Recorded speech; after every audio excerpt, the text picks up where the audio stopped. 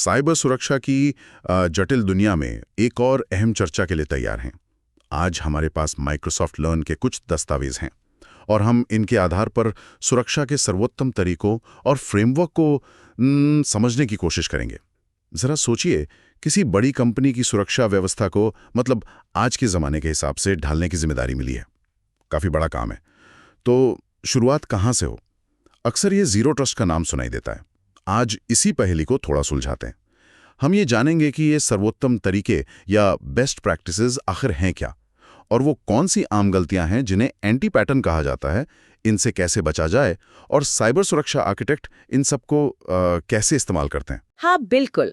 और साथ ही हम माइक्रोसॉफ्ट के कुछ जाने माने फ्रेमवर्क्स जैसे कि Microsoft cyber security reference architectures मतलब MCRA, क्लाउड अडॉप्शन फ्रेमवर्क यानी CAF और अज्योर वेल आर्किटेक्टेड फ्रेमवर्क जिसे WAF कहते हैं, उन पर भी थोड़ी बात करेंगे। ये समझना जरूरी है कि कौन सा कब काम आता है। और हाँ, ये जानकारी SC100 सर्टिफिकेशन के लिए तो अहम है ही, पर मेरे ख्याल से साइबर सुरक्षा में रुचि रखने वाले किसी भी व्यक्ति के लिए काफी फायदेमंद है। तो चलिए शुरू करते हैं इन सर्वोत्तम तरीकों से।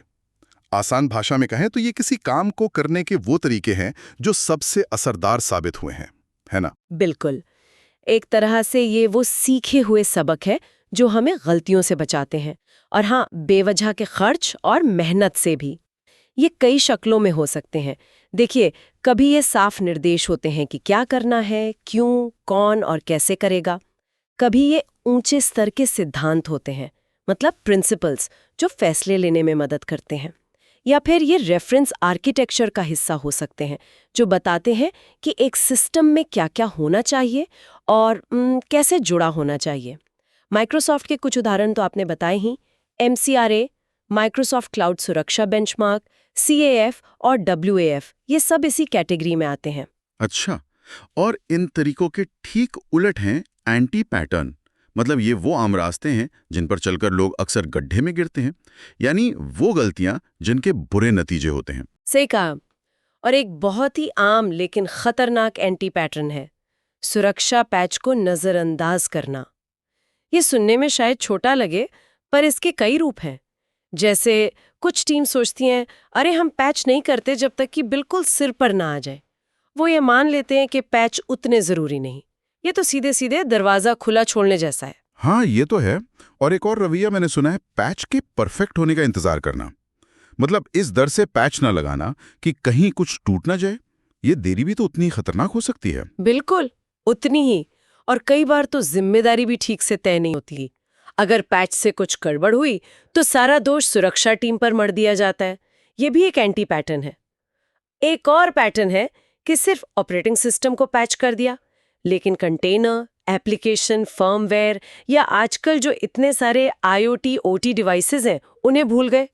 ये सब मिलकर जोखिम को कई गुना बढ़ा देते हैं, पता है? हाँ, ये बात तो है। जब हम इन आम गलतियों को समझते हैं तो सवाल उठता है कि इन्हें ठीक कैसे किया जाए, मतलब संगठनात्मक स्तर पर। यहीं पर आर्किटेक्ट की भूमिका महत्वपूर्ण हो जाती है। सही है ना? एकदम सही। आर्किटेक्ट का काम सिर्फ नक्शे बनाना नहीं है। वो इन सर्वोत्तम तरीकों को लोगों के हुनर, उनके काम करने के तरीकों और टेक्नोलॉजी के साथ जोड़ने का काम करते हैं। वो सुरक्षा की नीतियां बनाते हैं, सीनियर्स और टेक्निकल टीमों को सलाह देते हैं कि इन्हें लागू कैसे करें। देखिए, एक सीधा सा नियम है, सर्वोत्तम तरीकों का पालन करें जब तक कि उन्हें न मानने का कोई बहुत ही ठोस मान्य कारण न हो। हाँ, उन्हें अपनी कंपनी की ज़रूरतों के हिसाब से थोड़ा बहुत बदलना पड़ सकता है, ये ठीक है, लेकिन इतना नहीं कि उनका असली मकसद ही खत्म हो जाए। मिसाल के तौर पर पासवर्ड रहित और मल्टी फैक्टर ऑथेंटिकेशन यानी MFA अपनाना एक बेहतरीन तरीका है, पर अगर आप सबसे ज़रूरी सिस्टम के लिए इसमें ढील दे दें तो फिर फ़ायदा क्या हुआ, है ना? ये संतुलन बनाना वाकई मुश्किल लगता होगा। आपने शुरू में जीरो ट्रस्ट का जिक्र किया था और कुछ फ्रेमवर्क्स का भी। क्या आप थोड़ा और बता सकती हैं कि ये कैसे मदद करते हैं? जरूर। देखिए, जीरो ट्रस्ट आज की सुरक्षा रणनीति का एक अहम हिस्सा है।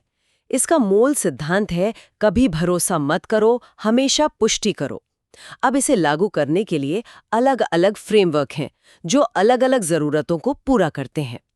पहला है जीरो ट्रस्ट रैंप यानी रैपिड मॉडर्नाइजेशन प्लान। अगर आप जीरो ट्रस्ट की शुरुआत कर रहे हैं और जल्दी नतीजे देखना चाहते हैं तो ये फ्रेमवर्क बहुत उपयोगी है। ये एक तरह से तेज शुरुआत गाइड है। अच्छा, रैपिड स्टार्ट के लिए।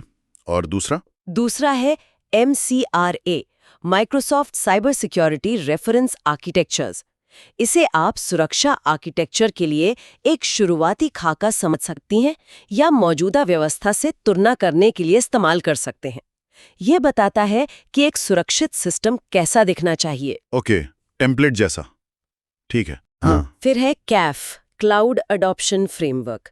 ये सिर्फ सुरक्षा तक सीमित नहीं है, ये क्लाउड अपनाने की पूरी यात्रा के लिए मार्गदर्शन देता है।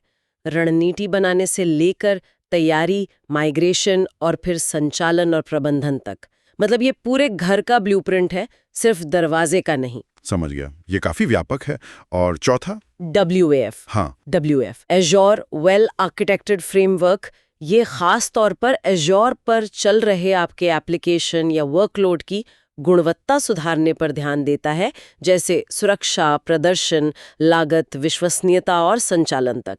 इसे आप ऐसे समझे जैसे घर के किसी खास कमरे को बेहतर बनाने पर फोकस करना। बहुत दिलचस्प। तो अगर हम आज की बातचीत का निचोड़ निकालें तो साइबर सुरक्षा में सर्वोत्तम तरीके नींव की तरह हैं। एंटी पैटर्न यानी आम गलतियों जैसे पैचिंग में लापरवाही, इनसे बचना बेहद जरूरी है।